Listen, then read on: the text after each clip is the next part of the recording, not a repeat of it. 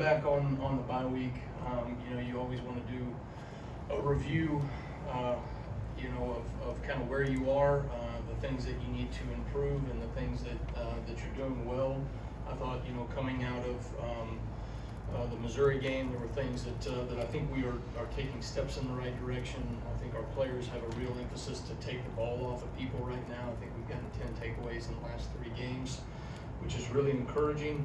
I'm seeing an emphasis in that from our coaches and players in practice, and those things are showing up on game day.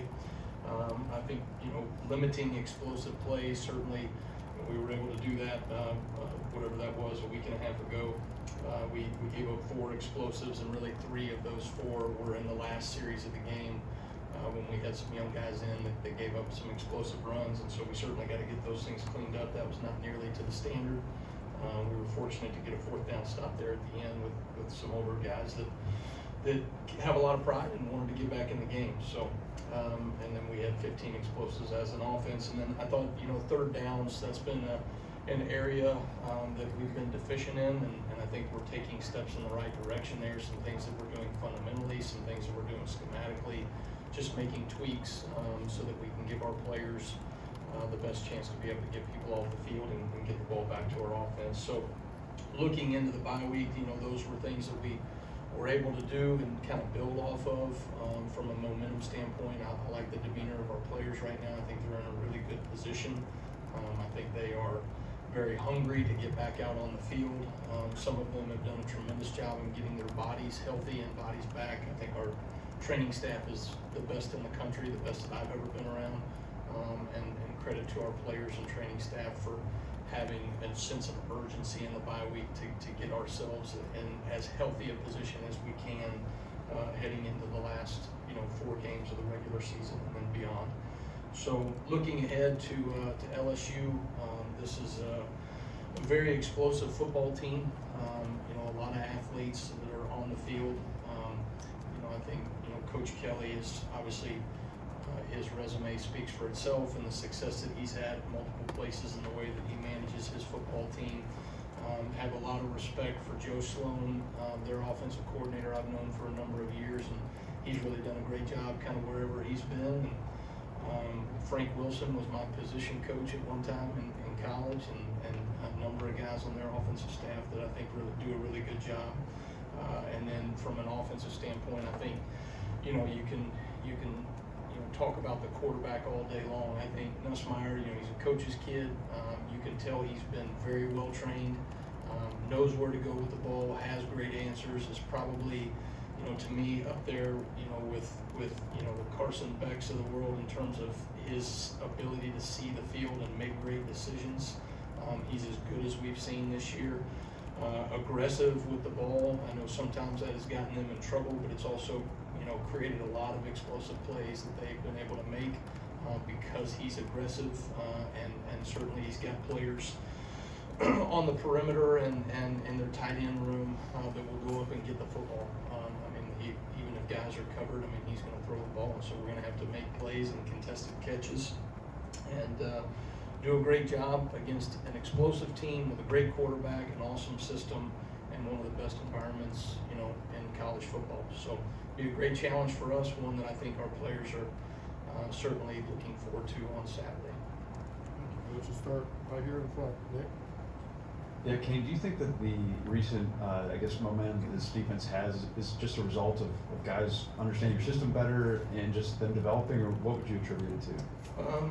I think, I think the answer is probably yes in a number of facets.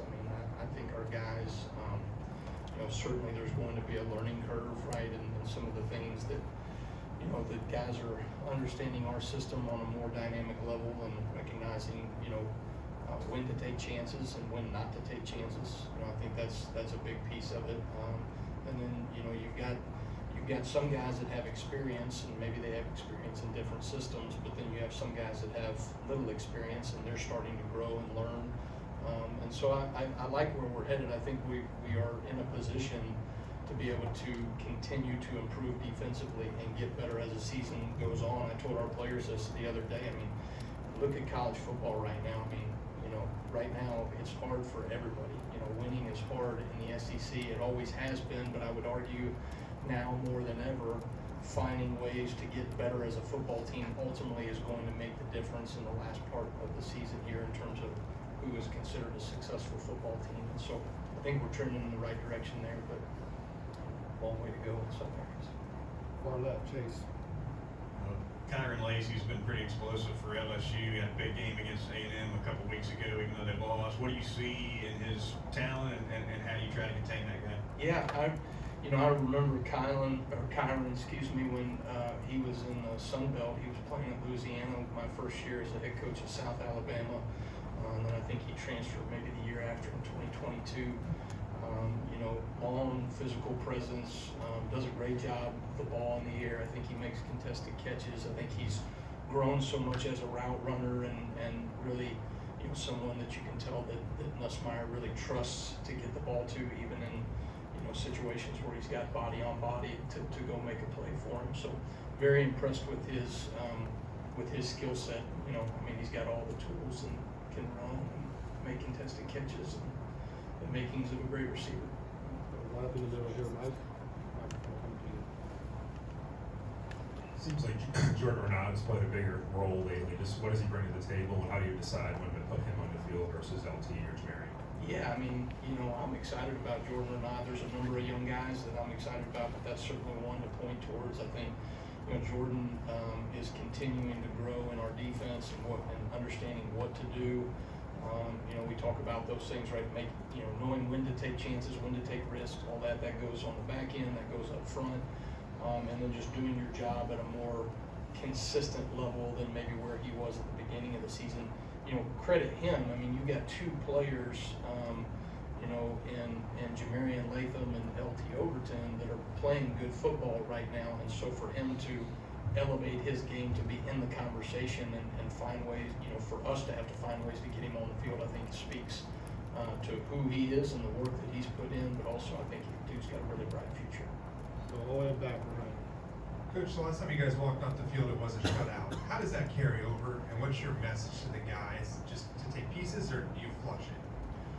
Well, I think I think one of the cool things about that shutout was the way in which it was done. I thought our older players, we were literally having to hold them back in that last drive, right, to not, want to go out on the field and preserve a shutout. I think that's awesome when a group of defensive players have pride in wanting to get stops, and certainly they've gone through adverse situations. We have as a team, we have as a defense, but knowing that at the end of the day, it's not okay to give up touchdowns. It's not okay, at any point, right, to give up scores and yards and all those things. And so I thought that was a great momentum builder for our players to know, hey, one, we were able to get a shutout, we were able to get the stop, but also I thought it was a real opportunity for some older players and coaches to be able to demand the standard out of some younger players that we are going to have to count on, as the season goes. We've already counted on some of those players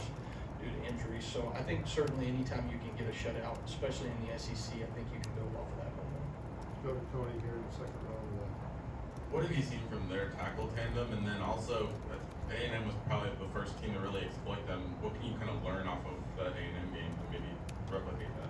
Well, I think, I think A&M, they do a great job on defense. Schematically, they're really good. Their personnel up front is as good as I've seen. Those guys do a really good job in one-on-one matchups, and I thought they did a great job of finding and creating one-on-one matchups based off of how they situated their personnel and were able to win, a number of those one-on-ones. And so that'll be the challenge for us. I thought they did some really good things that you can look at and say, okay, how does that fit what we do, and then kind of build off of it from there. But you kind of take little pieces from everybody. I thought, you look, Ole Miss played them really well for the vast majority of the game, and then just couldn't seem to get off the field at the end. I think, having both personnel groupings based off of the groupings that they have on the field. They've got a lot of different things that they do out of their personnels with 12 and different tight end groupings that come on the field, and then also things from a scheme standpoint to be able to have answers against a very prolific offense. I think is going to be critical. Kevin Leffler, good call. Thinking, we saw a little bit of what Quay Russaw could do with a little bit of Who's that? Quay Russaw. Quay. When he was a little bit, healthier and kind of saw the flashes, saw those moments. How has he been able to kind of cement himself as a Wolf linebacker? What does he do that kind of you want him to do? Well, it's really, the Wolf is a really dynamic position. I mean, you ask a lot out of really kind of both the edge player to the field and to the boundary, the husky, the nickel position for us in terms of what they do from a coverage perspective, but fitting in the box and blitzing off the edge and playing different man and zone oriented coverages. And then to the boundary, right, that Wolf position, I mean, you're asking that guy to play a 5 technique and a 9 technique to be able to slant down inside into the interior B gaps or A gaps, to fold back inside in the run fit at times, to drop out in coverage, to cover backs and tight ends out of the backfield. So it's a very dynamic skill set. Quay is strong at the point of attack. He's got enough athleticism to be able to make space tackles. And so really, he has all the physical traits for a good Wolf. But more so, right, the guy has really taken ownership in terms of what to do schematically and how he fits within the framework of the defense. And I think he's really probably taken a lot of steps in terms of growth to, answer Nick's question earlier there, like players that are growing within, the framework of what we're doing defensively. You could certainly point to Quay Russaw in taking steps in the right direction. Jump back to the right, go to Matt.